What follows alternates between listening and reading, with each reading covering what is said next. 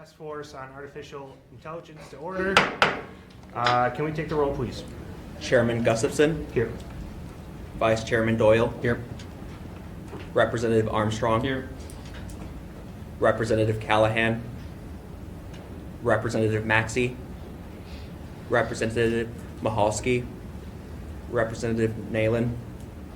Representative Sapik. Representative Spiros. Here. Representative Zimmerman. Representative Clinton Anderson. Here.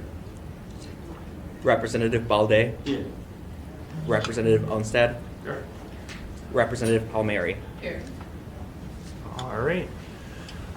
So thank you everyone for being here for the final hearing on artificial intelligence. We've covered quite a bit, so hopefully we can wrap this up with a nice bow to send this off into the report process that will be drafted after this hearing is concluded. I'll be meeting with all the members of this task force as well to kind of go over what we have for our report and ensure that we're all on the same page, that we can present something that is obviously very positive going into what kind of legislation that we can introduce, as well as what to look out for. So with that being said, I also want to thank Google for hosting us today. This is a tremendous opportunity, especially with your presence in Wisconsin. So I'm actually going to turn over and give you a little bit of time, whoever would like to speak here on Google and your presence. So thank you for being here. Thank you. I'm Milo Martin. I'm the Google Wisconsin site lead. So welcome everyone to the office. We're happy to host this, and we're glad to have you all here. I want to say a little bit about Google's presence in Wisconsin, especially how it relates to artificial intelligence. So we've had a presence in Wisconsin since about 2007, so quite a while now. And the charge of this particular outpost was to look 5 years out at what technologies were coming down the road in terms of data center hardware and software. So, and especially how they interact. So why Wisconsin? One of the really big reasons this was established is because of the excellent work going on at the university and being able to leverage that talent, both specific sort of programs in the computer science program, but just generally the talent for the university is really quite immense. And it started out with sort of, PhDs doing sort of pathfinding research, and has now transformed into really, in addition to that, development, deployment, actually deploying hardware. There's software being written here that every time my son uploads his homework to Google Classroom, that software is whirring around in the background. We work on some of the foundational systems underneath Gmail and all of Google's systems here in Wisconsin. So it's infrastructure, it's data center, the computers we have in the big buildings throughout the world, the software that runs there, networking, storage, analytics, database technology that underlies all of Google. In addition, we were the office that first said, hey, this machine learning thing might get big, this AI thing might get big. This was 10 years ago. Let's see if we can look at hardware acceleration or custom hardware for it. So let me talk about that. So 10 years ago, this is a while ago, we were looking forward and saying, hey, if a user speaks to their phone 3 minutes a day, just the power needed to translate, 10 year ago compute power needed was going to be immense, more than like we had in the whole fleet at the time. So we said we're going to start investing and looking at what we can do for custom hardware and other ways to accelerate these workloads that were coming to be important. So we worked on this. This was our first generation. We call it a tensor processor unit, specifically designed for accelerating this new class of artificial intelligence workloads. Then here is a more recent version, and in fact, I have some show and tell here. This is one of the servers, the 4th generation server that Google uses to do a lot of its machine learning. It's actually liquid cooled, and then you put many of these together into a big pod of systems that then together work on training and serving our artificial intelligence. Okay, and there are people in this office that are working on every aspect of that system. But we've also had a lot of other advances at Google in terms of artificial intelligence. So some of you may remember from several years ago, AlphaGo, where Google worked on the board game of Go, which was notoriously known to be much harder than, say, chess. And at the time, computers were not better than the best humans. And it was Google that put together a deep learning system that was able to outperform the best sort of grandmasters in Go. And some of the high-speed networking technology developed at this office was used as part of that infrastructure to deliver on that, that live gameplay that was executed. So Wisconsin played a big role in this. There was also a AlphaFold protein folding system where just by looking at like the DNA, figure out what proteins might come out of that. This is a big thing. Here's a Nature article. And again, we didn't do the core machine learning work on this here, but we built infrastructure that helped support this. In this case, a distributed high-speed storage system that was used as part of this system. Okay. So, and here is actually a picture of, on the left here, of our newest hardware for machine learning. And I just want to point out here that the engineering office here in Wisconsin has had a role to play in many of these innovations that Google's had in its artificial intelligence. So with that, I will turn over the rest of the committee. Thank you so much for giving me the chance to speak, and we're so happy to host you today. Thank you very much. I appreciate it. With that, we will actually just go into our first speaker here. So we have NetChoice, who's represented here by Carl Sabos. Thank you. If you wouldn't mind just making sure, if you grab that mic at the end there that says WISI.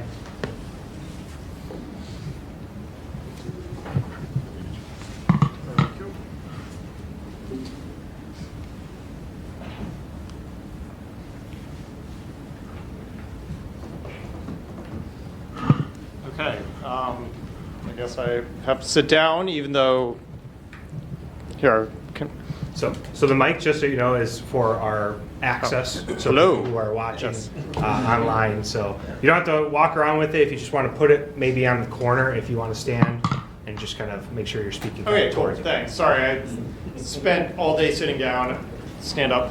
Carl Szabo, I'm Vice President and General Counsel of NetChoice. I'm also an adjunct professor at the George Mason Antonin Scalia Law School. And so one of the things that I did want to address, because I know you've had several meetings, but oftentimes when I'm talking to people, we talk about AI and we immediately jump to, okay, let's do this, or what about this? Instead of starting kind of at the beginning where I sometimes start, which is, what is AI? So they're made to lie. These are phrases that I've heard about technology. They're made to lie, they will wipe out a whole profession, and they will annihilate our privacy. These statements are actually made more than 100 years ago about the invention of cameras. And of course, they're made to lie. In fact, cameras have been used to bring truth to power. A simple example would be Jim Crow South. We better understood the atrocities being committed there because of cameras. They'll wipe out a whole profession. Well, first of all, we still have painters, we still have illustrators, and we've actually created a whole new profession, professional photographers. And they will annihilate our privacy. Well, guess what? We've evolved. We've come to accept this technology. I have at least several cameras pointed at me right now, and we have many cameras on our phones and such. So sometimes the doomsday scenario doesn't always come to pass when it comes to technology, and somehow humankind has found a way to move on. Okay, so you've heard a lot about some of the amazing things that AI will do. I just want to address a couple of simple examples that I have. One is virtual doctors. This is very near and dear to my heart. My wife and my mom. My wife's at risk of cancer. My mom had breast cancer. We now have been able to use AI to better detect breast cancer than existing radiologists. Now, this is not saying we are going to annihilate radiologists. We are going to actually empower radiologists to do more amazing things. So what is the AI system doing? It is looking at thousands, millions, tens of millions of sonograms and looking for patterns. And look, we're all smart people, but I can tell you, my wife told me something a month ago, a week ago, even yesterday, that I will have forgotten. The machines won't. So when it looks at a sonogram from 10 years ago, it's just as new as the sonogram is looking at today, so it can better detect patterns and better pre-detect cancerous cells. I've got up an image on the corner. This is something I use. I use what's called a robo-trader. They're able to manage my 401k in an automated system. Guess what? That cuts down on the cost of management fees, so yay for me. And then last but not least, take it with a grain of salt. IRS, how may I help you? Probably an oxymoronic sentence, But the idea of chatbots getting integrated into governmental systems can be really good. How often have you been on hold for 6 hours only to be disconnected and then be on hold for another 6 hours?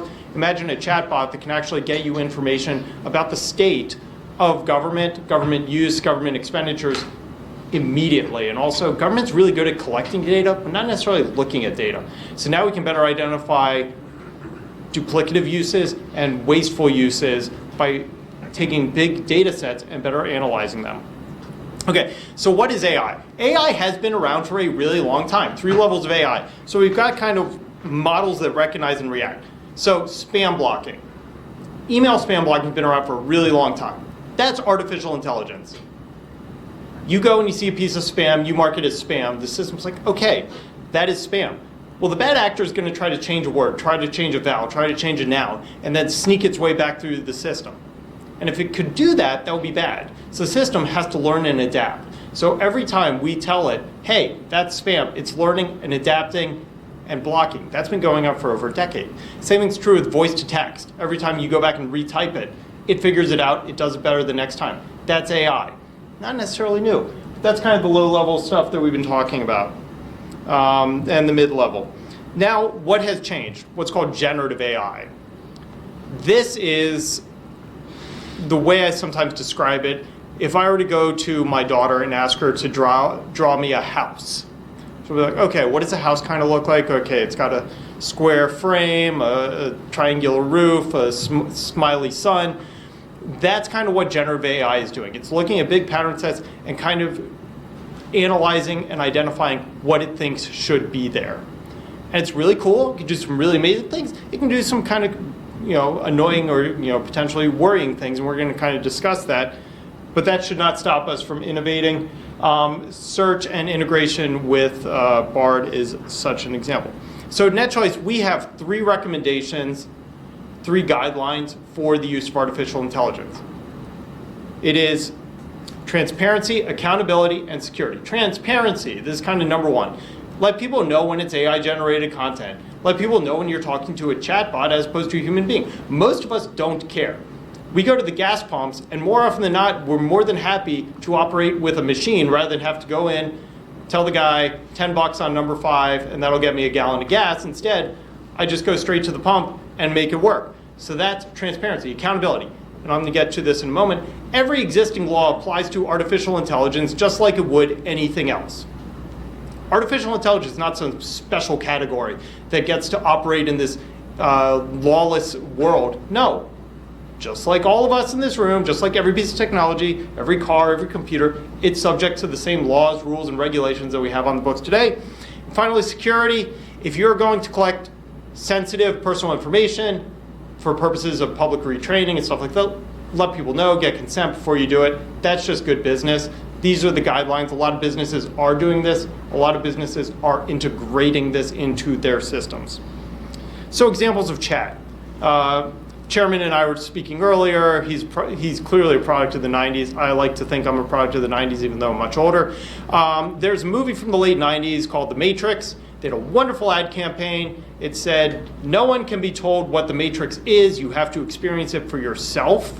It's really good to get people actually into the theater. So I feel the same way about generative AI. No one can be told what generative AI is. You have to kind of experience it for yourself. So I actually do have a couple of examples that I'm going to run you through again that I use. This is Google's Bard. So the first was I asked it to create a meal plan for a family of 4 for the week. We love Italian food. We love Mexican food, and because interest rates are so darn high, I need it to be under $50. And also give me the grocery list. Here you go, boom. We're having spaghetti and meat sauce. The next night we're having leftovers. Thursday night it's oatmeal, or Thursday morning it's oatmeal for breakfast. There's our grocery list, boom. As a parent with 2 kids, family of 4, we're fed. Teaching. One of the most annoying things and time-intensive things for teachers is creating a lesson plan. So here I asked it to create me a lesson plan for 6th grade long division. Hopefully they know long division by 6th grade. But that is an example of taking out the boring work for teachers. And then finally, tell me why Wisconsin is the best place to live. And boom, there we go. 15 reasons in there. Don't worry, the Green Bay Packers, despite your record, are included in that list. By the way, fun fact, studies have shown that Wisconsin residents are among the happiest in the country, probably because of your low regulations. So those are some quick examples of things that AI can be used to just make life a little bit easier, a little bit better, whether it's planning out your meals. I'm not saying we're getting rid of teachers, but we're giving teachers more time to teach so they can spend less time lesson planning. And then finally, figuring out how the Wisconsin Chamber of Commerce can better recruit. Here's 15 ways to do it. So that's some simple examples of the potential of this technology. Oftentimes when I'm talking to lawmakers, one of the ways I often sometimes describe it is, it's like having an intern. You give it a task to do, it goes out and does it, but you wouldn't take what an intern gives you and just go to the floor with it.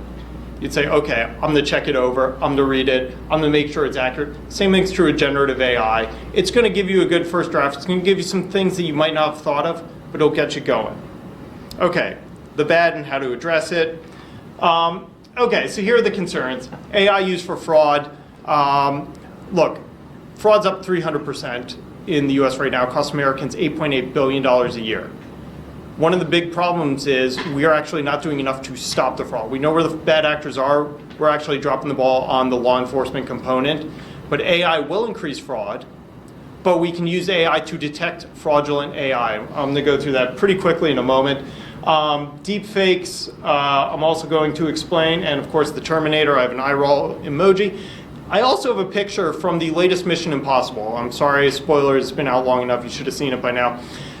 The bad guy in that movie is artificial intelligence, or if you think a little more clearly, the bad guy is government. But artificial intelligence is the bad guy. The reason I have that up there is the President Biden's executive order on artificial intelligence, he has said, was created because he saw the movie Mission Impossible Dead Reckoning and was scared and therefore created rules. I would ask lawmakers, do not base lawmaking on something that is fiction. The chairman is recommending that I go see the new Godzilla movie. I do not think we should base lawmaking on the new Godzilla movie either.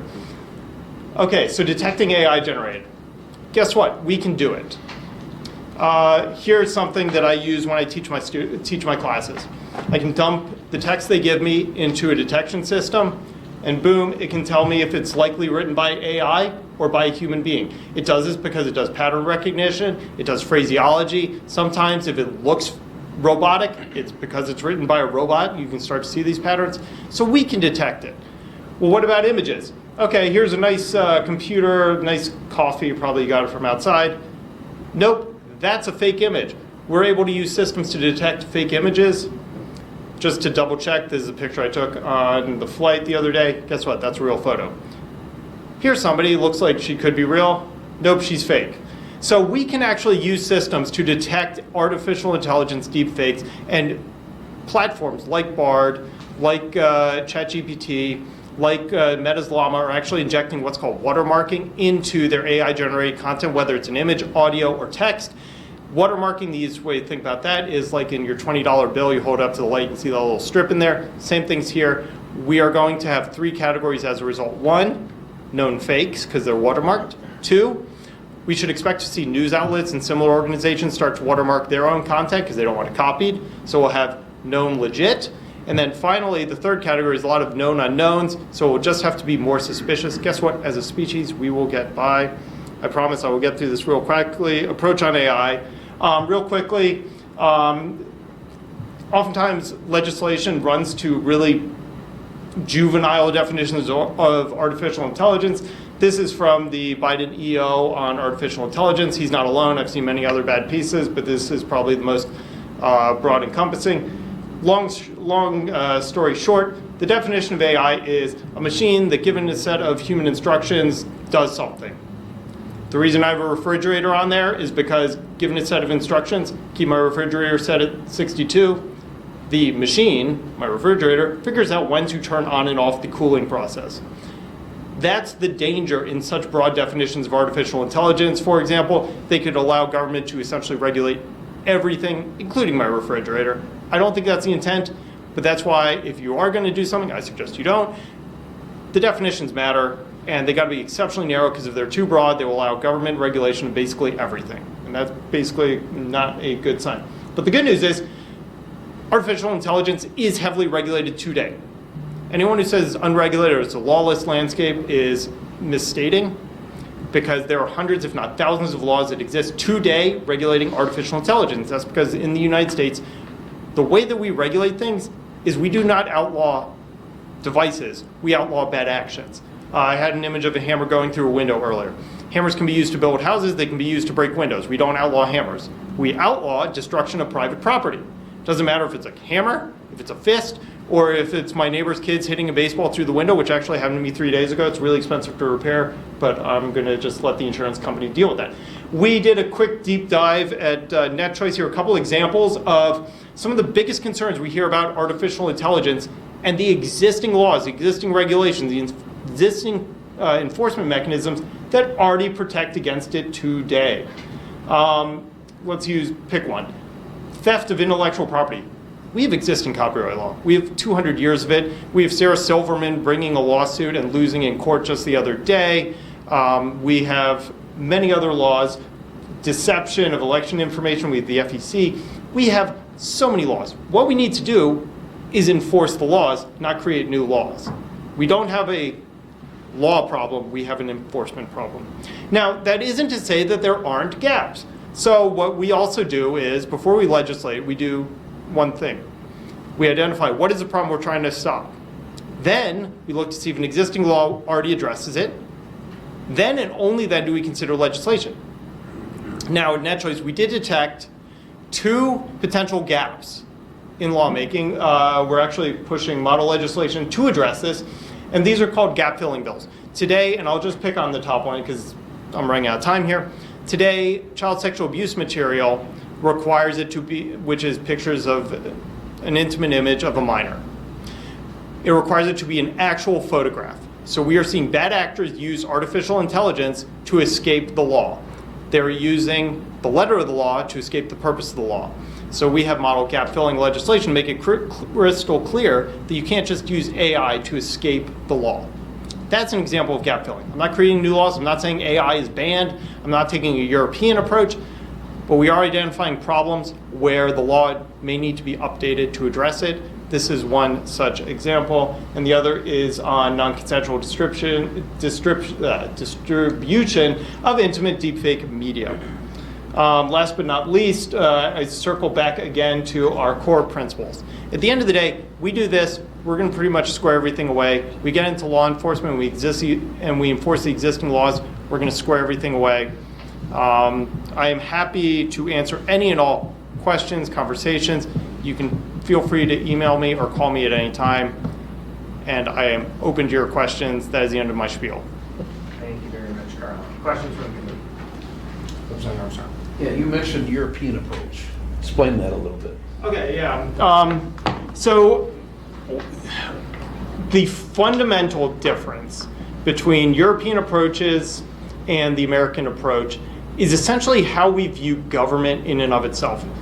If you go back and look at the history of Europe, it is very feudal orientation, right? Kings and queens. I mean, England still has a king, right?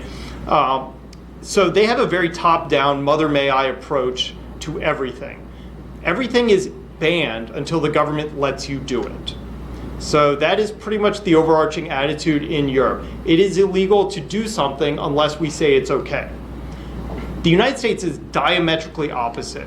We believe power rests in the people and is given to the government, not the other way around. That's the European approach.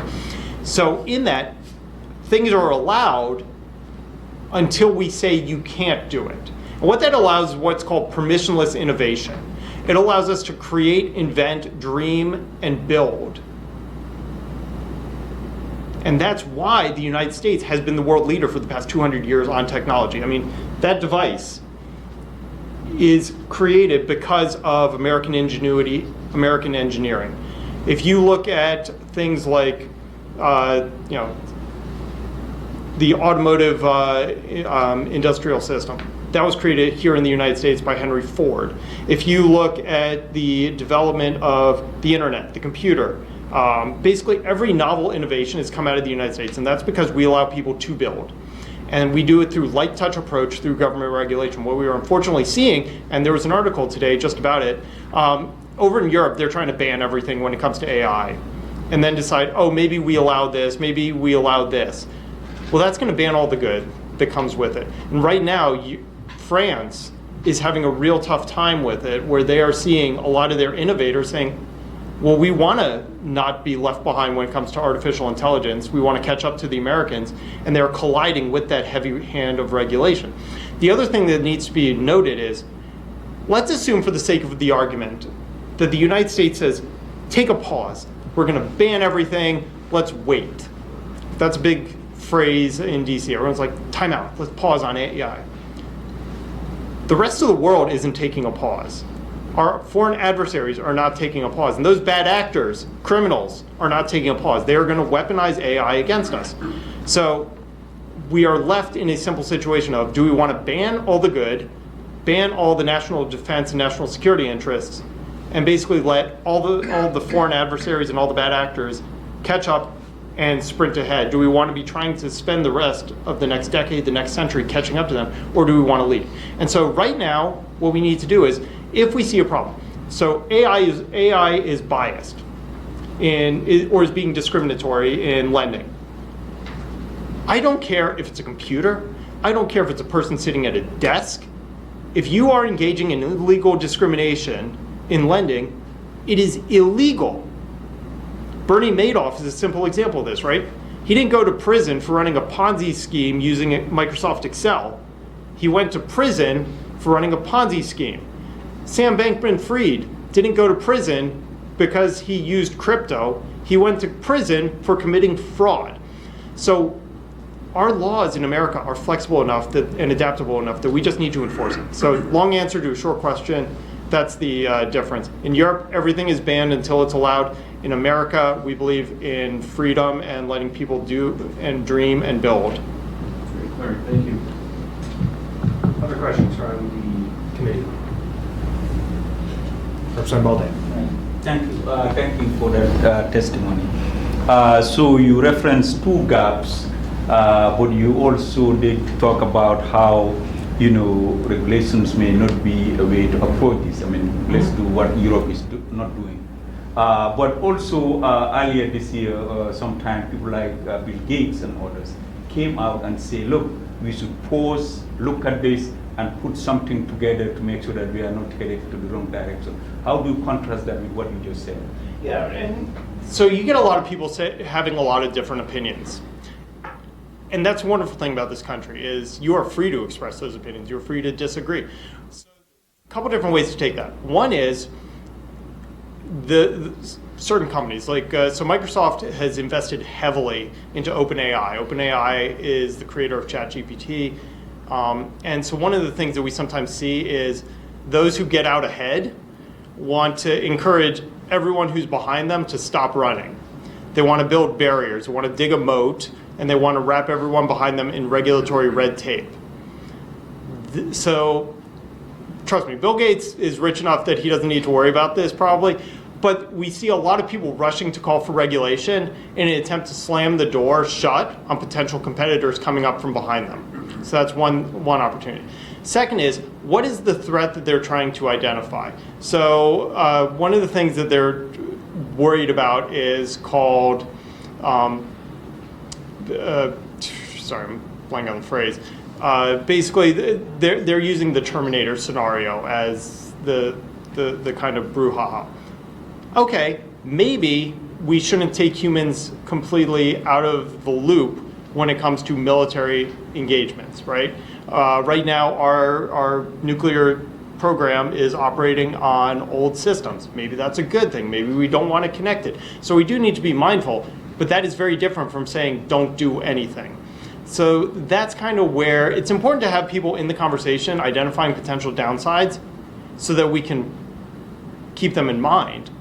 But if we don't want the Terminator, then we should maybe say no robot killing machines using AI, not say no AI. Because by the same token, we need to recognize that the bad actors are going to completely ignore us. And we are going to end up missing out on all the potential good. So that's kind of why it's coming out, where you've got some people saying, oh, let's take a time out. But you also have to ask, what is their motivation? Have they already developed a product that's already to market and therefore can stop all potential competitors from entering that market? Any other questions? Representative Mahalski. You broke the data down into 3 areas. One was where with the watermarks, you know it's a IA. One with also with watermarks, you know that it's good. But then there's the known unknown. Could you address how IA will help determine that the known unknowns, which of the 2 categories Yeah. they fall in? So the thing that needs to be noted is we actually have a really long history of people using or abusing images to misconstrue reality. I was actually going through some writings on this. Joe McCarthy, yeah, that Joe McCarthy, like McCarthy era McCarthy. He apparently created an image for a political opponent where he took 2 different pictures, cut them together, and sent them out as a mailer, showing, here's my political opponent with this known communist, vote against him. Completely fake. We have William Randolph Hearst, who famously said, you give me the images, I'll give you the war. We have more recent examples of people at the border who are being accused of whipping immigrants, which was clearly a real photo, but then abused. So one of the things that AI is able to do is, just as I was running those images through AI checkers, this will be an automated process. So maybe before a reporter goes to print, they do this type of check to say, wait a minute, is this a real image? Similarly, this can be included in backends on social media platforms. They can do this voluntarily, but then simultaneously what we need to do is also educate ourselves. So much in the same way that we've had Photoshop around for 20 plus years and everyone predicted that would be the end of truth, we need to begin teaching in our schools, guess what, not everything on the internet you read is true. And simultaneously, this isn't a role for government, this is a role for, this is a societal issue. We need to get better at having our news agencies report actual news rather than rushing to report something. And then that way you can get more accurate stories. For example, my pin is, got a picture of the Israeli flag. Famously, on the cover of the New York Times, the state of Israel was accused of bombing a hospital, and that ended up being completely false, but that was the cover of the New York Times. This very recent example is not having anything to do with AI, but having to do with miscommunication, misinformation. So that's also incumbent upon our news agencies to do a better job reporting. So it's a social issue. I don't think it's a government issue to address it, but simultaneously with artificial intelligence, we can actually detect the fakes that are watermarked. And then finally, that big bucket of unknown unknowns, that's just going to require us all to look a little deeper and not take what is given to us at face value all the time. So I won't find those. Well, it'll be able to separate. So you'll have stuff that's watermarked, and even if it's not watermarked, the AI can actually detect fake images, even if it's not watermarked. So the images that I showed up there, or the text that I showed up there, they did not have watermarks in them. But that was AI being able to look at the images and look at the way that they're structured, look at the lighting, look at things that are just a little off, and being able to identify it as highly likely to be artificially generated. So it's kind of like that old Mad magazine, Spy versus Spy. It's AI versus AI. So as the AI gets better, it will do a better job at detecting. One of the slides that I kind of skipped over is something called PinDrop. It's a NetChoice member. And they do voice recognition.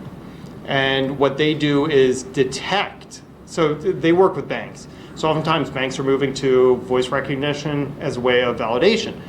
Well, artificial intelligence can fake voices. So PinDrop has created the technology to detect artificially generated voices of Carl, for example, to make sure that Carl is Carl. And they do that because it's part of their commercial incentives. Banks require that because it's part of their commercial incentives.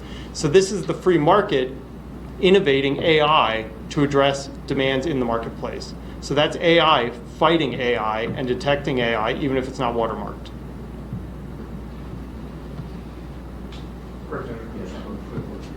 First of all, can we get a copy of your presentation? Yes. Okay. Very interesting. All right, I've been screwing around with AI for a couple of years now. Started out with ChatGPT 3.5, I'm on 4 now, playing all kinds of cool scenarios. It's amazing what it can do. All right, so when I'm looking at this, state government, probably 2 of our biggest cost buckets are education and healthcare.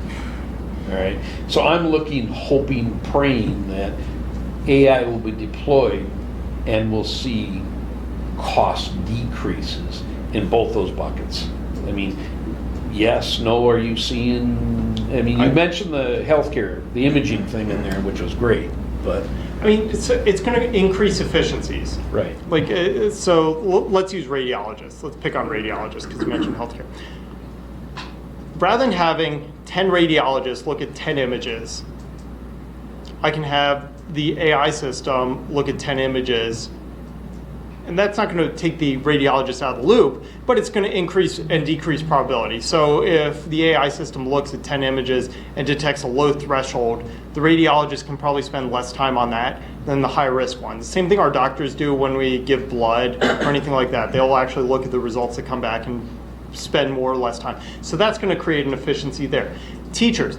Like one of my good friends, she teaches over back in Maryland. She talks about how much time she spends on lesson planning. This is going to eliminate time spent on lesson planning. I mean, you always hear it. Teachers talking about how much, it's like, nope, I need this time, I got a lesson plan. This is going to cut down on that time. It'll increase efficiency. When it comes to schools, I actually become much more optimistic, not so much on the funding perspective, but on the ROI, the return on investment. So with artificial intelligence, we can actually develop better customized learning for the individual. One of the challenges with public school education, I'm pro public school education, maybe that's an argument for or against it, I don't know which, but it is a one-size-fits-all model. It either works for your kid or it doesn't work. It worked for me, it did not work for my brother. It works for my son, hopefully it continues working for my daughter. With artificial intelligence, one of the things it can do is it can buttress that education. It can identify maybe Jimmy needs a different way of learning math. And so it can develop and adjust the learning there. And that can actually take time that the teacher would spend with Jimmy and allow that teacher to reappropriate their time and or potentially decrease costs. One of the biggest costs finally in education is administrative overhead. And that's where I think there is a great opportunity for increased efficiency. I will tell you one example in education where AI is helping me personally. I get ridiculously long emails from my kids' schools. Don't get me wrong, I love my teachers, blah, blah, blah. But I don't need to know that Jimmy played with paste today. So what AI does for me is it actually goes to that email and it pulls out the action items. So it doesn't let me, it skips over Jimmy played with paste. It tells me, school's closing early today, you need to be there by 2 p.m. So that's an opportunity of where the administrative system can actually be decreased, where my son's school is actually doing this. They took the entire school guidebook and everything, they put it online, they made it searchable so that parents can actually do quick searches to find out what's going on when something's happening. And that eliminates phone calls to the staff, and that eliminates the need for administrative overhead. Perfect. Second piece of my question. First time I've ever seen in the meetings we've had where you looked at, all right, new laws for AI, and well, wait a minute, we've already got a lot of them covered here. First time, so thank you for that. But when I look at kind of on your question as well as new regulations, all right, I've listened, and I don't want to call them doomsayers, but you've got, Connor Leahy, Noam, we go back and forth in emails. Listen to, I don't know how much Mo Gadot, as far as AI and where it's going. When you hear the information like the pause, I don't know how you pause because the genie's kind of out of the bottle at this point, Technology is going to innovate. That's what it does. So here's part of the problem with these arguments is if I put end of the world on this side of the scale, everything becomes justifiable, right? Because we're talking about the end of the world. But you have to look at things in probabilities and likely outcomes. So there is a probability that right this second an asteroid could fly out of space and annihilate us all. We don't worry about that because the probability is so infinitesimally low and it'll make us neurotic to think about it. The most dangerous thing that I've done today was probably walk across the street downstairs, because that is where I'm literally putting my life in the hands of drivers. and Wisconsin people are very happy people. I'm not sure if they're good drivers, but we don't think about that. So first of all, what is the problem we're trying to worry about? Okay, it's going to take over, and Skynet is always where this conversation devolves to, or HAL from 2001, or iRobot if you want to go back to the 1950s with Isaac Asimov. Now you have to ask yourself, what is the likelihood of that happening? Low. Are these the same concerns that we heard 100 years about photographs? Yes. Are we still here? Yes. So yes, the genie is out of the bottle. So what do? We need to identify what is the problem we're trying to stop. The Terminator, okay, maybe military integration needs to be a bit more mindful. We need to think a bit more. AI is racist. We need to be mindful of that when we apply it, and we need to make sure that the outcomes are appropriate and are not biased. One of the nice things about the latter is the marketplace will actually determine that for us. A simple example is, if I as a business am purchasing a piece of artificial intelligence, and the outcome is not giving me the best results, I'm going to know about it. Not only in the results I get, but from that company's competitors. Because that company, the competitors will come in and say, you should stop using company X, because their outcomes are biased. And they'll show me all the data. And they don't do that out of the goodness of their heart. They do that because they want me to buy their software. And that's how it operates oftentimes in the real world today with a lot of systems. We see that through the Better Business Bureau. Most of the complaints that come in through the Better Business Bureau that get acted upon are actually from competing businesses that don't like the fact that another business is cheating. I'm a Michigan fan, don't hold that against me. I like to think that it's the Ohio State fans that went after Jim Harbaugh and called him out for cheating, not so much the Big Ten. So that's how the marketplace itself will address that concern. But to your point, this is happening. We need to identify what are the problems that we're trying to stop, identify are there laws on the books today, and we need to enforce the laws. We do not have a lack of laws, we have a lack of law enforcement. Perfect, thank you.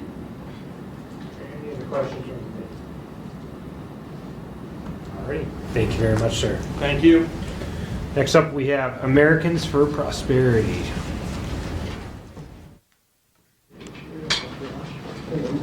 Oh, no, you're good. You were able to see ahead of what I was doing.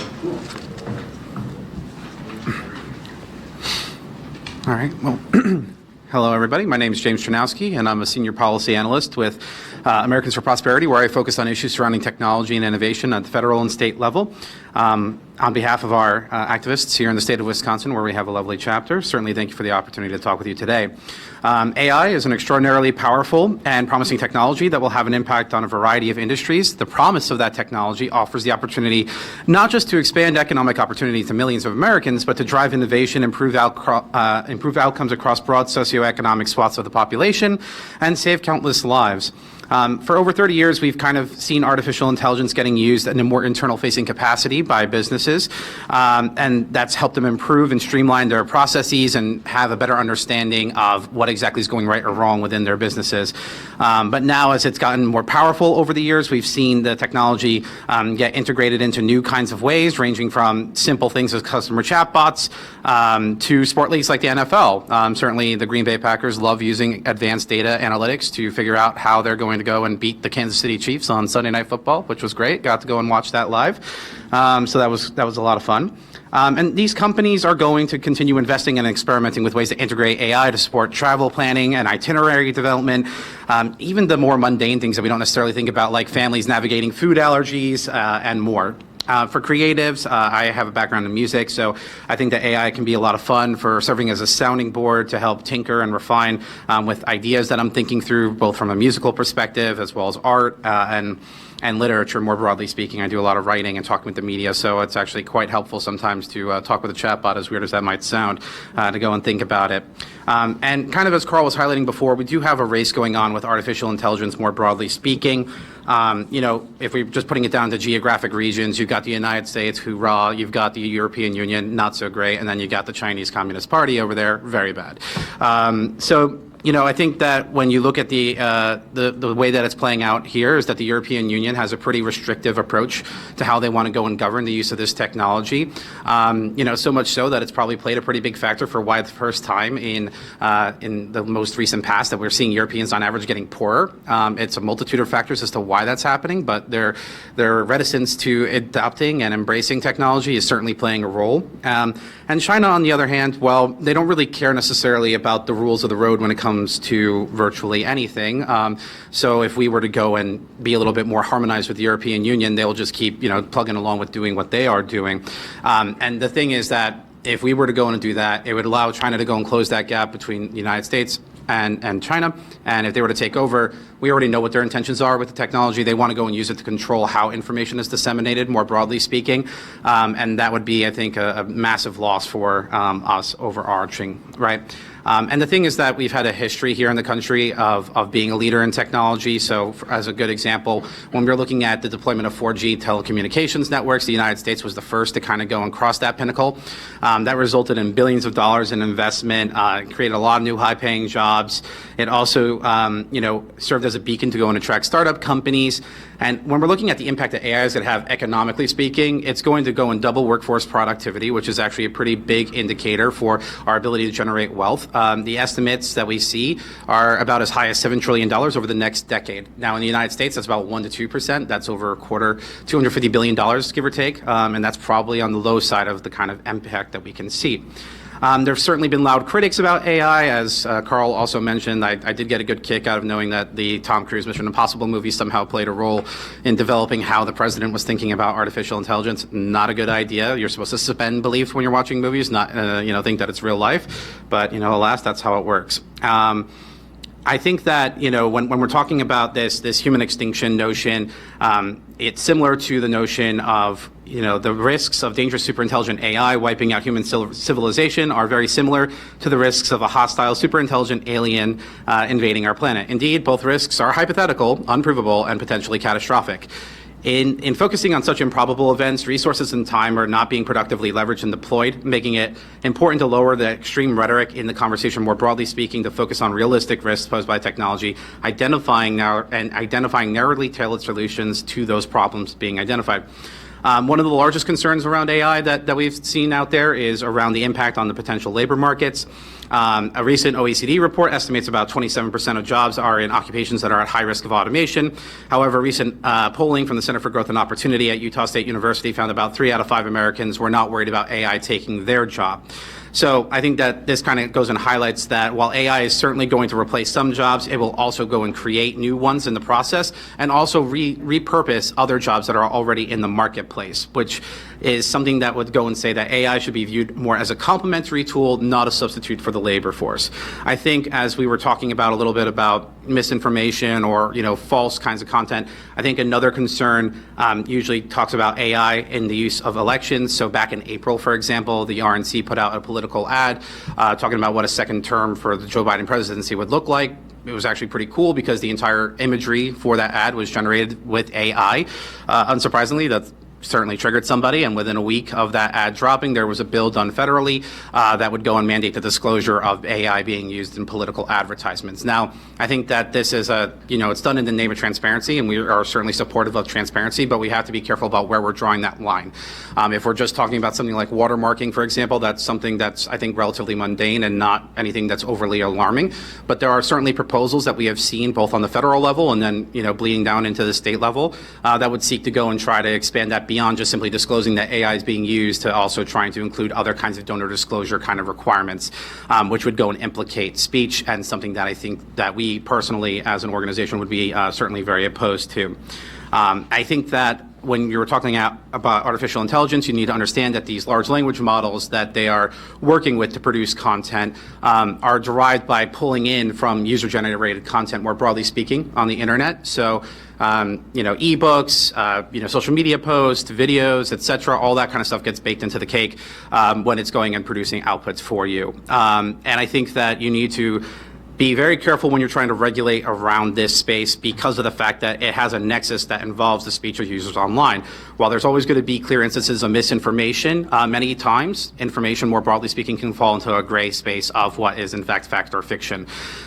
We've certainly seen this kind of play out on the federal level, where the FTC launched an investigation into OpenAI. They leveraged the notion of broad consumer harm protection laws, rather, to go and do this. But really what they were going after was about the false statements about individuals that chatbots were making. Now, the problem is, as I said, if it's pulling in from user-generated content, what this is doing is basically having the government try to go and play the picker of winner or losers as to what kind of speech is deemed appropriate to be included into these large language models. And again, these kinds of proposals have gone, and bled into some state-level conversations where we've seen, like I said, Michigan actually recently put something about AI and political ads more broadly speaking, but we've also seen proposals surrounding misinformation and AI too. So I think that that's something that we need to just be conscious of. Because when you're coming after the identity of people that are going and, let's say, trying to do prompt injection attacks or just breaking the model, doing something that's going to go and chill the people being willing to engage with the technology, which will go and slow down its rate of development, but then also go and make companies be a little bit more worrisome about deploying new technology because they fear getting some kind of scrutiny. So when we're looking at what are things that we think that you guys can be focusing on, I think that, as Carl mentioned, it's that AI is not the Wild West. There are a lot of laws and regulations that can be applied to the technology. It's more about getting regulators up to speed on what the technology does, more importantly, what it does not do, and making sure that they are applying that law to the technology where it is appropriate to do so. I think it's something that we didn't go and talk about too much, but I'll just flag real fast that, again, the state should try to avoid any kind of proposals that would create some kind of licensing regime around artificial intelligence. When that happens, I think that it just creates weird, perverse incentives for companies to be a little bit more responsive to government requests if they would prefer to see a certain type of course of action from a company. Rather than regulating AI more broadly, the technology encompasses many different use cases. So rather than talking about AI in this high-level 40,000-foot view, you should be focusing on the use cases of the technology, where we can have a more nuanced conversation about what are the harms. So a good example of this is, what the risk profile looks like for using AI in a ChatGPT versus using it in facial recognition technology versus using it in autonomous vehicles are all very different risk profiles that require a different kind of analysis for what you're looking at there. So just going and boiling down to those specific use cases, so that way we can focus on what are those harms and identifying the gaps, right? So with facial recognition, for example, there's already plenty of remedies that can exist when it's in a commercial setting, but if it's getting used in a government setting, there are harms, and it's a lot harder to go and get yourself any kind of remedy if something were to happen because law enforcement was using that technology in an inappropriate fashion. So that's another thing that I'd say. I would say another one is the state should always consider looking at having the government do an inventory of how they're already using this technology. I think that can be very insightful in terms of understanding how your Department of Commerce might be using it versus how your law enforcement entities might be using it versus how any of the other numerous regulators might be exploring using it. And from that, you can go and create some guidance around how the state would be deploying that use, because there might be risks, as I kind of noted before, where the use of that technology might go and overlap with individual civil liberties, and we don't want to go and see people getting harmed as a result of that inappropriate use of the technology. And I would say one other thing the state should be considering about here is trying to preempt municipal regulation of artificial intelligence. In the state of Wisconsin, it's over 1,800 municipalities that exist out there, and that's one state out of the 50 plus that we enjoy in this country, and that doesn't even include the international context. So just from a compliance standpoint, it could be very difficult. New York City tried doing this, and as a former New Yorker, it irritates me to my soul seeing them do that kind of stuff. I think one interesting kind of different approach that lawmakers might want to consider is formulating what is called a regulatory sandbox that can be focused on the use cases of artificial intelligence. And a regulatory sandbox is basically a closed testing environment where firms can experiment with these innovative new products, services, and business models for a limited period of time under a lighter regulatory environment. These sandboxes basically serve as an entrepreneurial administration meant to allow for greater regulatory experimentation and policy flexibility to see what works best and have a right-sized regulation approach, as opposed to just having broad encompassing things that might over capture industries, if you will. I think a great example of how this has been pretty successful is I was living in Utah before moving back to Virginia to work with AFP, and they have a lot of these lovely sandboxes, and one of my favorite ones is actually in legal services. So legal services are pretty expensive, as you might imagine. A lawyer is costing on average over $300 an hour before you even get into their retainer fees. And when you're experimenting with the rules around how the provision of legal services can be done via the Sandbox program, there have been some promising results early on. So according to their most recent transparency report that they produced, the program has nearly 50 active participants offering services. They've offered over 66,000 legal services to over 24,000 unique Utahns. And the top 3 use cases of the program are accounting for over 75%, which cover navigating small business law, because small businesses can't necessarily afford to pay lawyers. Assisting with immigration-related matters, which is, I think, pretty important, and then helping current members of the military and veterans of the military with accessing their benefits, which I think is a little bit of an indictment on the VA in some respects for making it so difficult. But it's very important to know that we have something out there that's helping them get access to benefits that they rightly have earned from their service. So these kinds of programs can be, tailored to kind of fit these various needs, and certainly can be done for artificial intelligence. It can help regulators better understand the tech, as I kind of highlighted. I think that's something that's pretty important for them. And additionally, it can help create that balance that empowers innovators to continue making products that meet the moment, that solve these various issues being identified, while also protecting consumers against some of those potential downsides of the technology. So these are some things that can be scaled to partner with other states. There's other programs across the country. Utah certainly has a lot, as I mentioned, but about 12 states have some form of regulatory sandbox program, traditionally focusing on financial services, but you could certainly see something like this being applied to AI as well. So that's pretty much all I have. Thank you for the opportunity to talk with you. I'm certainly happy to answer any questions. Thank you for your presentation. Questions from the committee? There's none I have one. Learn all day. Thank you for your presentation. So, in your opinion, how do you think government should approach regulating AI, and how should they work with the private sector to make sure that there's no harm done? Yeah, kind of as I said before, it's about boiling it down away from the broad terminology of artificial intelligence and focusing on the different use cases of that technology. So again, if we're talking about facial recognition, we kind of know what the limitations of facial recognition are, what those potential harms might be. Certainly around government use is something that I at least personally care about. Within our role, we certainly look at that a lot at Americans for Prosperity. And creating good guardrails around how law enforcement is going to be using that technology if they are, because, for example, with facial recognition, while it has no problem identifying white males, it goes and falls off a cliff once you get to women, minorities, people of color, et cetera. So I think that it's about putting it in that kind of a context where rather than just saying AI and inserting like the very overly broad definition from like the EO, let's say, that Carl highlighted, it's about going and focusing on the use case of, okay, well, we know facial recognition systems are something a little bit more specific. It's more narrowly tailored. We're not worried about facial recognition regulation all of a sudden capturing the ChatGPT or something else of that nature, where it's something entirely different, right? So that's where the government can kind of have a better role there. Kind of as I said before, it's about, government having guardrails around how they're going to be going and using the technology, particularly where there's that civil liberties nexus that kind of pops up. So I think that that's really where it comes down to. When it comes to what the private companies can do, it's about setting best standards that they can go and abide by, constantly developing that. I think you need to recognize that there needs to be a lot of flexibility there, because the technology moves a lot faster than regulation can possibly keep up with. Just even where we thought about AI 2 years ago versus where we're at today is a completely different understanding. So I think that we have to have a certain level of humility and understanding that we're not going to always get that right, and we need to have a certain degree of flexibility, so that way we can go and adjust as we see new things popping up or new gaps popping up, that we can go and address then. So, last question. So Carl also did reference security as one principle that is important. So as an engineer myself, I see that one thing America has not been able to list stuff is cybersecurity. I mean, people accessing databases, particularly of big hospitals and things like that. What is your opinion about how that should be approached, the security component of AI as it relates to our data? Yeah, that's a great question. Artificial intelligence is actually increasingly getting used to go and help secure data that is sensitive with many of these companies.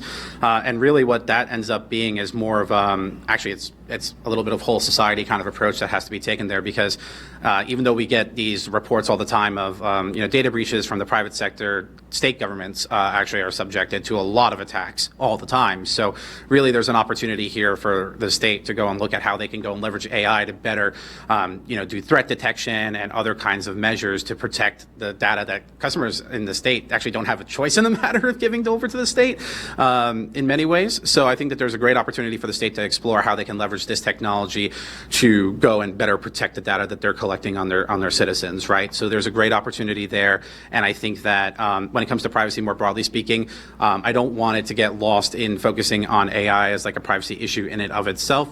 You want to go and focus on just general, like more data privacy oriented legislation in and of itself, because AI is not unique in some of those privacy concerns that get raised. That's something that we kind of see all over the place, and Congress has been pretty slow on that, so we started to see some states going and taking action on that front. But again, trying to go and strike the right balance between protecting data and also giving companies flexibility and not being overly restrictive in how they approach it. So that's I think where we can go and have some really good ground to gain. Okay, thank you. Thank you. Any other questions? Awesome. All right. Thank you. very much. We will move on next to BSA, the Software Alliance.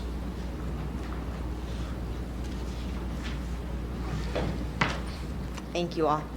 Good afternoon, Chair, Vice Chair, and members of the Wisconsin Speakers Task Force. I appreciate the honor and I appreciate the interest in artificial intelligence. My name is Abigail Wilson and I'm the State Advocacy Manager for BSA, the Software Alliance. I facilitate our team's work on AI and privacy at the state level. BSA is the industry association for enterprise software companies. We represent more than 40 companies at the state and federal level, and our extent reaches globally. Think of us as the business-to-business slice of the tech industry. Our companies make the business-to-business products that other companies have come to rely on, including cloud computing solutions, workplace collaboration softwares, and HR management tools. BSA has worked on AI policy for 6 years, despite everything about AI feeling new. 2 years ago, in June 2021, BSA released a report on AI risk management. This was the result of a year-long effort with member companies to identify actionable steps to mitigate bias. The report is a practical resource that helps companies manage risk associated with AI systems. We at BSA believe that there are 4 key points that should be front of mind for policymakers.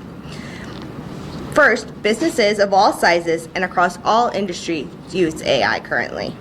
Different uses of AI create different risks. Policymakers should focus on high-risk AI. Policymakers should distinguish between developers and the deployers of AI systems. And tools exist today to help companies mitigate the risk associated with those high-risk systems. Businesses, as I said, businesses of all sizes and across industries are using AI. For example, in agriculture, farmers are using AI to analyze large volumes of weather and crop information, helping them monitor their crops, increase yields, and adjust to rain and drought conditions. Manufacturers are using AI to test new prototypes. Airlines now use AI systems to more efficiently clean planes between flights.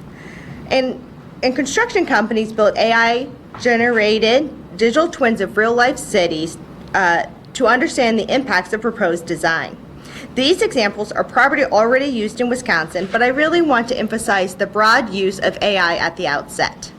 Since the uses are varied, those uses create different types of risks to the consumers. Some will create high risk and others will not.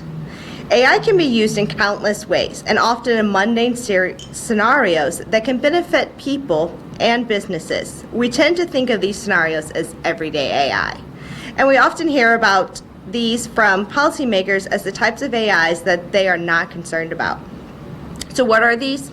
As consumers, we use AI-powered services to remind us when we forgot to attach a document to an email, prompt us to open a particular document so we can pick up where we left off, autocomplete a word or sentence when we're texting. These are low risk. The focus should distinguish between the developers and the deployers. Sometimes there is one company that does everything. It creates the AI system and it uses it. But very often there is more than one company being involved in an AI system. The developer is the company or companies that design, code, or produce the AI system. The deployer of an AI system is the system that actually uses the AI. These two types of companies have different roles. They will have access to different types of information and will be able to take different actions to mitigate those risks. This is not unique to AI. This kind of role-based distinction is considered best practice in privacy and security legislation around the world and here in the United States. It is in AB 466, the legislation introduced by Assemblymember Zimmerman and passed by the Assembly. Tools exist today. There are already tools that exist to help companies identify and mitigate the risk associated with high-risk AI systems. We think companies should leverage these tools specifically: risk management tools and impact assessments. A risk management program is a set of repeatable processes for identifying and mitigating the potential risks that can arise throughout the life cycle of an AI system. Instead of evaluating a product or service against a fixed list of requirements, which becomes outdated, a risk management program integrates processes for evaluating the product into the life cycle for developing and using that product. So what does that mean? It's about establishing policies, processes, and personnel that will identify, mitigate, and document risk throughout the life cycle of an AI system. One way to create a risk management program is by using the AI Risk Management Framework, the AI RMF, that was created this past January by the National Institute of Standards and Technology, NIST. NIST is known for making risk management frameworks, including for cybersecurity, that has been widely adopted by public and private sector organizations worldwide. A critical piece of an effective risk management program includes performing impact assessments. There's three purposes to an impact assessment: identifying potential risk that it may pose, quantifying the degree of the potential harms the system could generate, and documenting steps to mitigate those risks.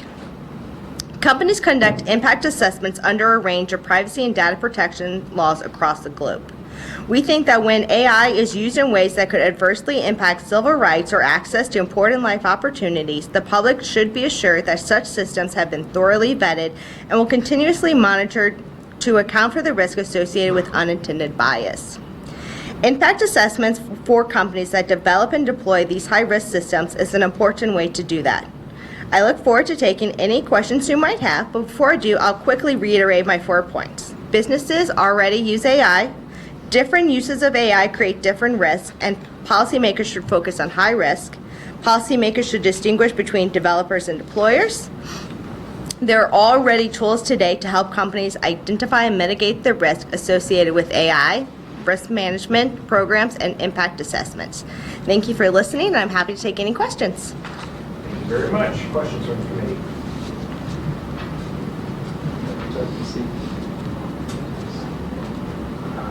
We don't have any, so thank you very much for your testimony.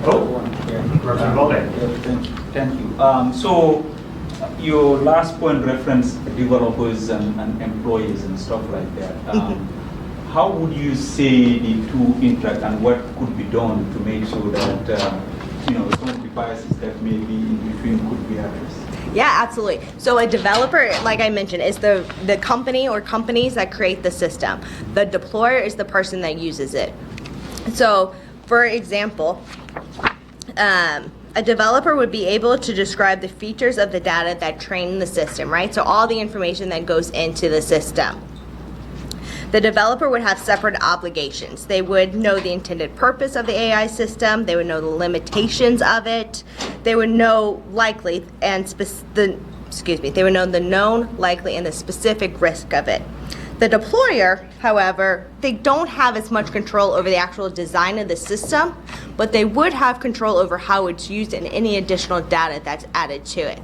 For example, if you're using a customer relations management software, the software may not have any issues, but if you decide to only use it on streets that begin with the letter A, you're going to get really flawed data that's coming out of it.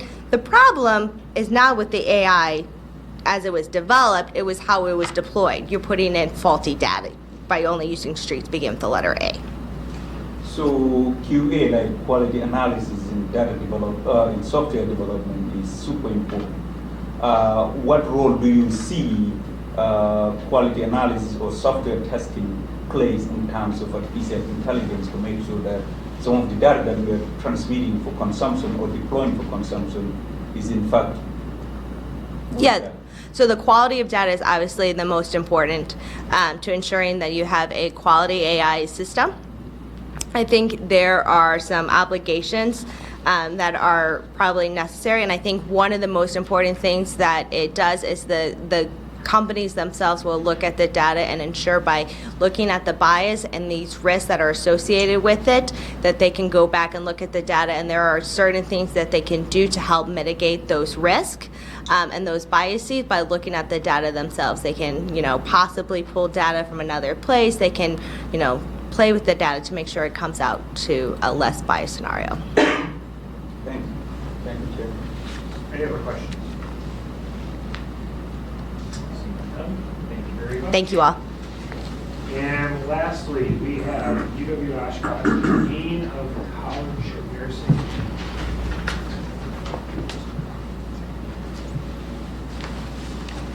Thank you. Good afternoon. My name is Son Yoon Chung. I am the Dean of the College of Nursing at University of Wisconsin, Oshkosh, and I really appreciate the opportunity to share information about AI use in healthcare. I was informed that I may have about 10 minutes to talk about this topic, and I was thinking, okay, 10 minutes, what can I really drill it down to? What would be most important? So I came down to a conclusion of sharing the use cases, common use cases that we might already be seeing that is being used, and also the existing policies or guidelines that we can refer to, and then key considerations as we think about policy development in this area.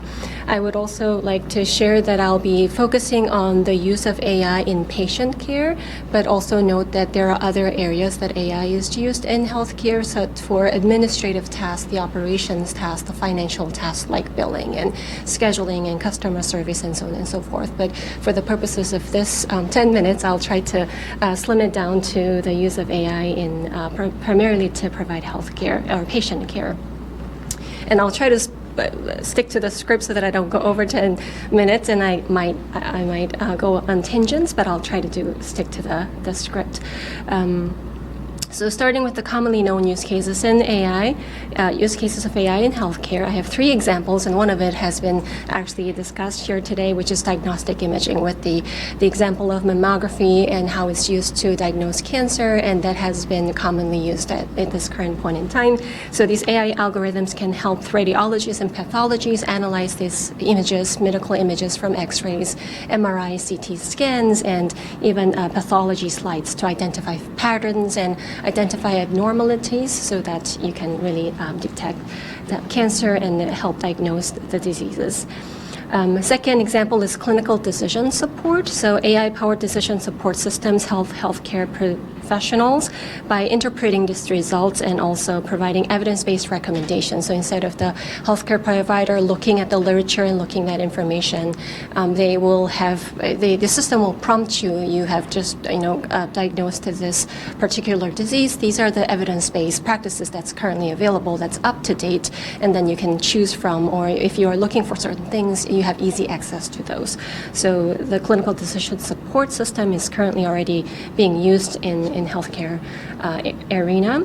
And then robotics in surgery. So there are AI-assisted robotic systems that enhance the precision and the capabilities of surgeon during complex procedures. So these systems can provide real-time feedback and assist with those delicate tests and lead to improved surgical outcomes, which does help with the cost part of it.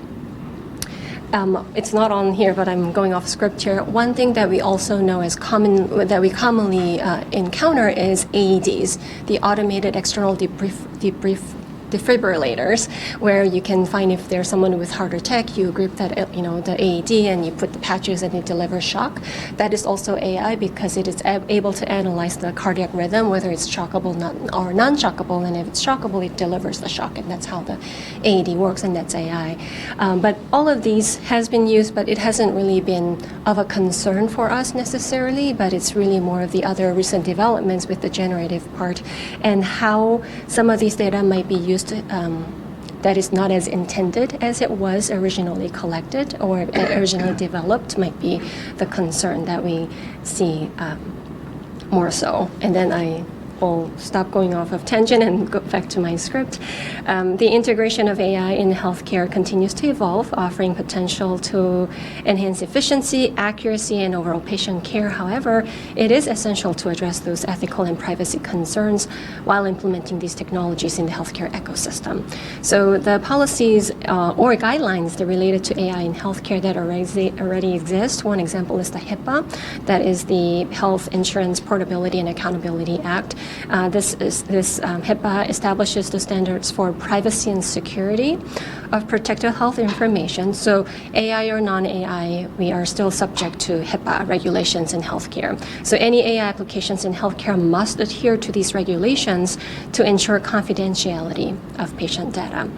And then there are at least 3 professional organizations that have also published principles or guidelines or key considerations for development, deployment, or use of AI in healthcare. And one example is the American Medical Association's Principles of Augmented Intelligence Development, Deploy, and Use.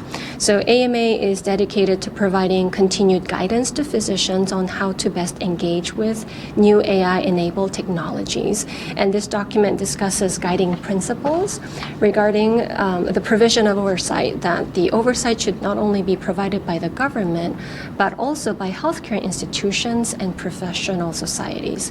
It also addresses transparency, which has come up a lot today, which could be achieved through disclosure to healthcare providers and patients that AI is used when it's used. This document provides a list of information that the AI developers should disclose, and I can explain more about that too.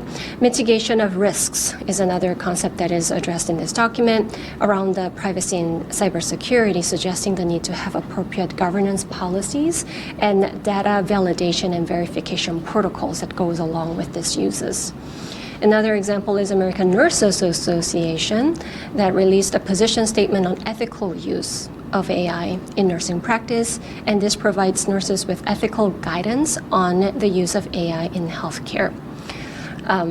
It refers to the code of ethics for nurses, and that nurses must avoid AI that appears to impede or diminish core values and obligations of care and compassion, or incorporate only in such way that these values and obligations are protected.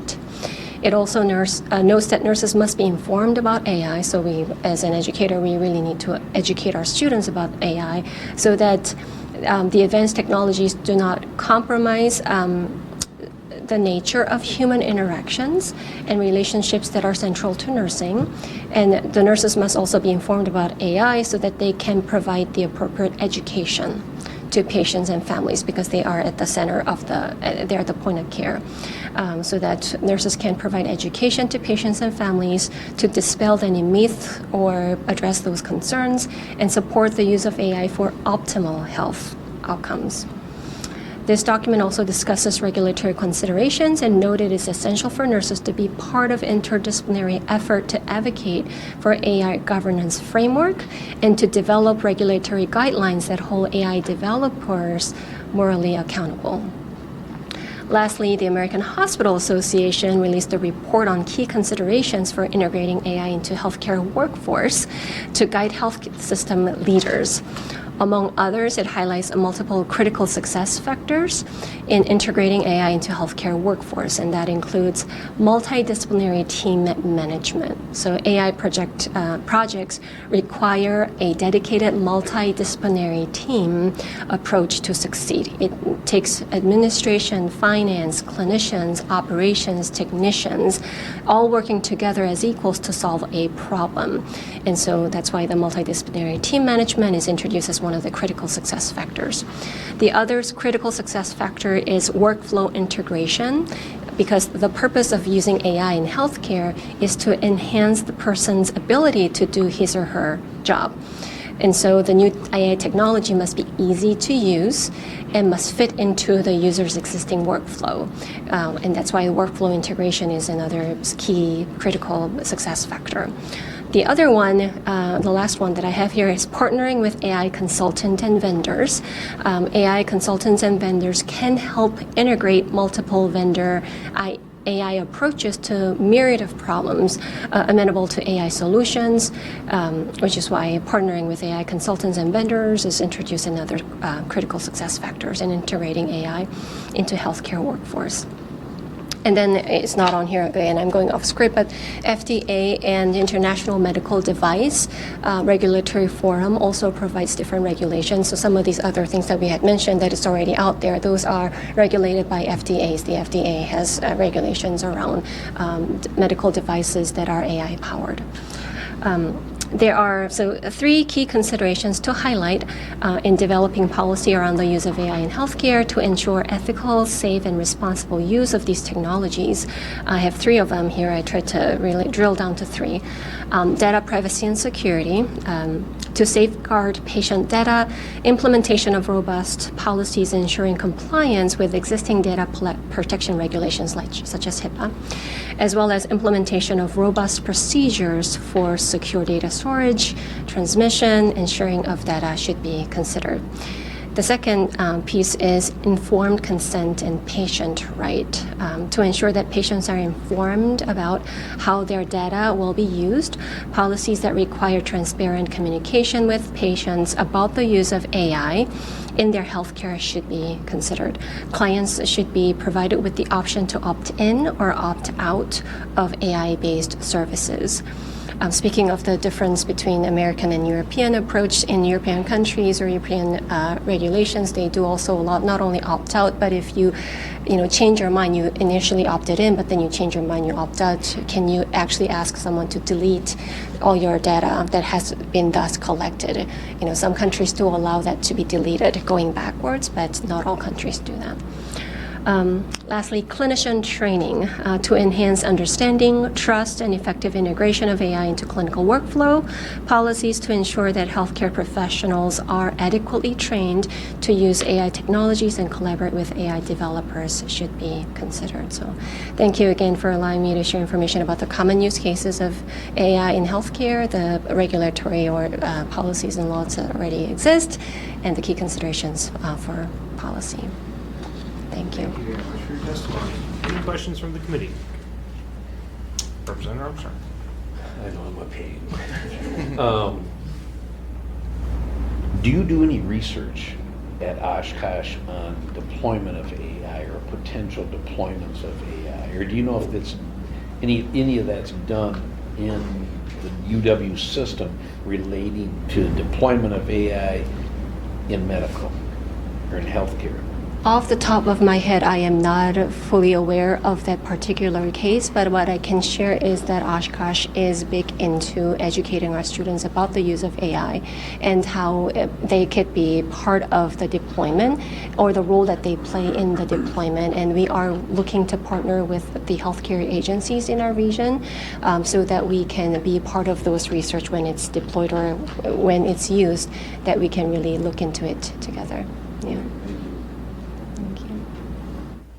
Representative Palmieri. Thank you, Chair. Yes, I am wondering, I think there was a reference, we spoke previously about how students are using or learning in the clinical setting or the learning environment for clinical settings. Could you tell a little bit more or tell this committee a little bit about that? Absolutely. So the students, when they in nursing school, you have to have clinical experience as part of your education. And when you go out into the clinical sites, all our clinical sites are using these technologies or electronic health record to care for patients, so that our students do have the opportunity to be exposed to these technologies and more recently, as more of these technologies are being embedded as part of the existing technology. One example, talking about some of the other uses of AI, even when clinicians do health assessments, and you have to type all of that information into computer. That is very laborious, and there has been a lot of concern about you need to talk to your clients, but you're spending your time on the computer, that the clients don't feel like you're actually being cared for by the patient because your provider is talking to your computer, so to speak. So there has been big push to lower that administrative burden of documentation and to make sure that there is more patient, the person-to-person connection.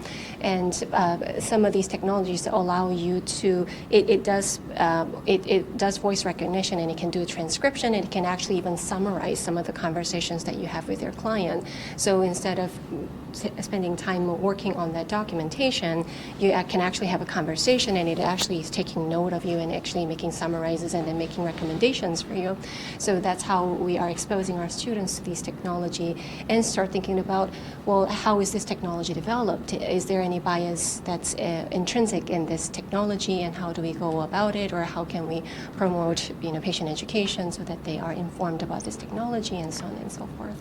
So yes, we're big into making sure our students have that exposure and start thinking about ethical use of AI and what role nurses can play in that arena.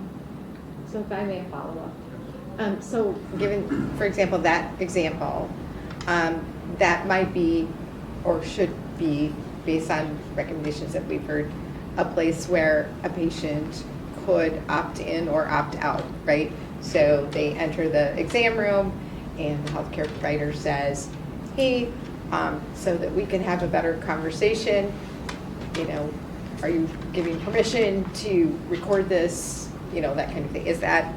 Absolutely, and in addition to that, I think some of the gray area comes into play as healthcare moves out of the hospital setting. So where we are really more moving towards keeping people healthy at home, keeping people healthy at the community setting and home. And with all these wearable technologies that are now available out there, and also personal agency, different devices that you have at home that is actually capturing your motions, and there are devices that allow the sensor-based devices that look at, if someone has not been even in an older adult home or assisted living home, for example, there has been no motion, there has been no movement. Is the older adult still alive, or is something going on, right? So when those things are being deployed in beyond the hospital walls, that's when, and if those devices are not as regulated as harshly as some of the others that are used in the healthcare, within the walls of healthcare agencies, that's, I think, when it can get a little gray, when individuals are using commercial devices or apps that capture some of these health data, how is it being used? That's, I think, where it gets a little gray. Kind of piggyback off of something you said. So my previous life was actually in the healthcare IT space, and seeing a demo of, I want to say it was Dragon Ambiance, I can't remember the direct name of it, where the patient and doctor just walk into the room, have a conversation about health, and walk out, and then the doctor can just go right to his computer, and there's the entire, pretty much, summary of everything that they just talked about, as well as already printed off and ready to go to give to the patient. That's incredible technology. I really hope that does step up here shortly. Obviously a little on the expensive side right now, but ultimately it is going to be about, I want to see like AI driving actually more human interaction by doing all the mundane work that we're so used to doing as it is now. So especially in healthcare, it's healthcare. You're talking about people, not machines that you're working with. So, but yeah, thank you very much. Any other questions? Representative Balde. Thank you for your testimony. So 2 questions. One of them is centered around academic institutions. I know you're specifically on healthcare, but I'm just curious with with AI now, it seems like learning and just getting access to information, data is becoming much faster than normal or usual. Representative Armstrong asked about whether you are doing any research on, but are you also doing research on the impact of AI on our academic timeline? So to get an associate degree, you need 2 years. To get a bachelor's, you need 4 years or something. are you thinking with the pace of AI that time period could shrink?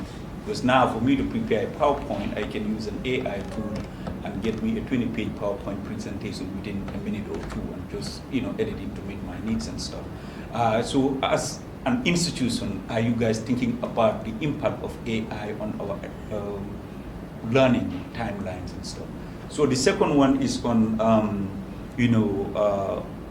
healthcare is also one of the very expensive, areas. If people get cancer, whatever, that ticket bill can be super expensive. What do you think AI can do? I know telehealth and all these things has reduced costs some way, but also globally, where do you see America is blessed with all its healthcare industries and stuff like that, but coming from a developing world, I know what the challenges are. Where do you think AI in the next couple of years will be in terms of global citizens wanting to have access to healthcare? Yeah, to address the second question that you had related to access to healthcare with this development of AI, if some of these, we saw ChatGPT, if you put in same questions related to healthcare, it gives you recommendations on what you should do if you're short of breath, for example. But the question is it based on reliable data and information, right? Because ChatGPT is based on information on the web, not necessarily these clinical trials and medical literature that's out there, which is used to fed these other AI-driven healthcare systems that's used within the walls of the healthcare. So there would be opportunities to leverage some of those AI software to provide healthcare information, to increase access to healthcare in that way, or at least healthcare information in places that you don't have access to. But we'll have to make sure that those are valid and reliable and accurate. In terms of cost associated with it, yes, by promoting health in everyone would reduce our healthcare cost in the long run. And also, I see the cost savings also coming from those preventive care. If you were only able to detect cancer with certain imaging that has been progressed, but now with these AI technologies and the pattern recognition, if you're able to detect it 5 years, before it actually develops, and you're able to do more preventive measures so that you don't get to that progressive cancer, then that's where the savings come into play. As an example, same thing with heart attacks and cardiac rhythms and things like that. So that would be. Does that address your second question? And then going back to your first question related to timeline associated with in academic, yes, it certainly helps the educators with the lesson planning and different, taking it quicker to make PowerPoints and things like that. So as an educator, it does reduce the time it takes to prepare to educate, and there's many different technologies that you can leverage. And also you can have the students, again, if it's a valid and reliable, accurate system, then the students can also come in to class prepared, because in learning you first have to know the knowledge and you need to get the information, so there's more information, but then there's the other part to it, especially in our profession, for example, it's an applied profession, right? So yes, it's great you have the information, but how does that really apply? Can you actually do it within the context of this particular client? Can you apply that information and knowledge, and can you create different care plans? So it goes beyond just seeking information or knowing that information. So if we are transitioning towards experiential learning. You can come in with information. The students can be better prepared. So that, yes, that can trim the time. But it also give us more time to bring the students to that next level, to be even better prepared to hit the ground running after they graduate, to practice, because they had more time to actually apply what they have learned in school. So could we trim it? The overall time it takes for the students to learn, it might take them the same time to learn, but they might save time getting access to some of those things. And then kind of a separate conversation, but we're also thinking about competency-based. So if the students are able to, the fact that different students have different learning style, but also they have different learning needs, or there might be gaps in the knowledge that the AI can help support as a supplemental tool to get you to be successful in the course that you're taking. But then acknowledging that different students have different learning style and that they take different time to learn this knowledge and to be able to demonstrate that knowledge. Having more of those personalized plan, having more of those personalized learning timelines, so to speak, is something that is being considered. Not that we're shortening everyone's time, but more personalized. If you are a fast learner and if you're able to demonstrate that you have learned, maybe you can be quicker. Maybe you can graduate faster. Whereas we don't want everyone to be rushing themselves either. So, yeah. Any other questions? Representative Palmieri.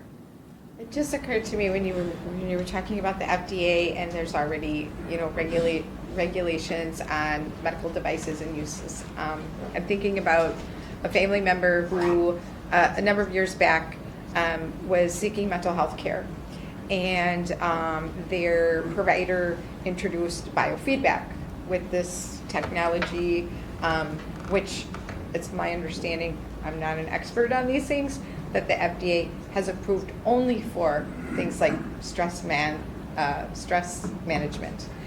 However, this unscrupulous, or maybe perhaps not so knowledgeable provider shared and determined that this machine could also diagnose, treat, give a second opinion on a medical doctor's prescription, and basically recommend tinctures and things that, maybe this person was susceptible to the alternative medicine.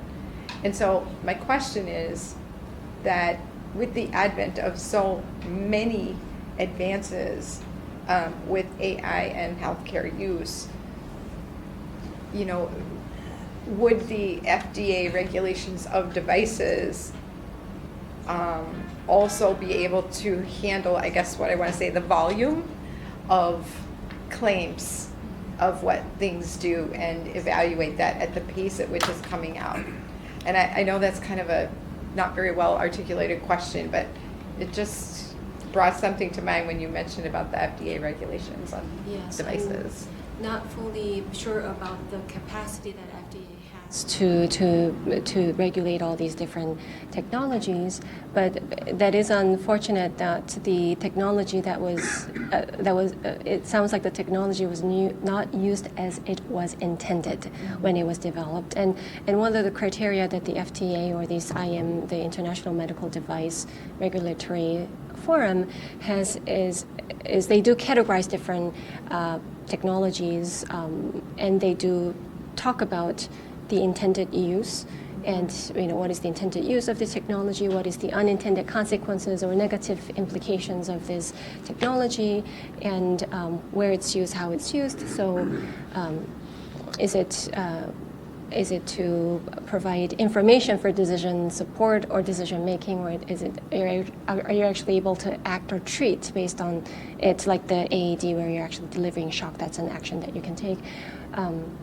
So yes, they do have a table that categorize different technology to your point, to help guide those categorizations and approving some of these technologies. But yes, they probably are under a lot of pressure to approve different types of technology that's being developed right now.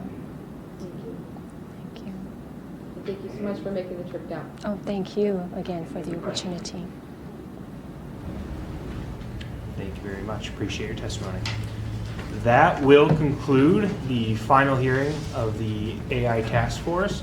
As again, I'd like to thank Google for hosting us today for the final hearing. For the folks who came in late on the task force, I will be starting the report tomorrow, and then over the next couple weeks I will be scheduling meetings with each of you to kind of discuss what this report looks like based off of a lot of what we've heard and what we can anticipate going forward. So with that, again, thank you all for your participation in this task force as well. Very insightful questions that were asked, and it really is going to be the benefit of all of Wisconsin for us participating in this. So thank you again, and the hearing is adjourned. You have been watching a production of Wisconsin Eye, your unfiltered window into legislative deliberations and public policy programming, where our mission is to provide Wisconsinites an opportunity to access the legislative process and connect with conversations that inform our citizenry. Please consider supporting our mission, and thank you for watching. Wisconsin Eye, policy made public.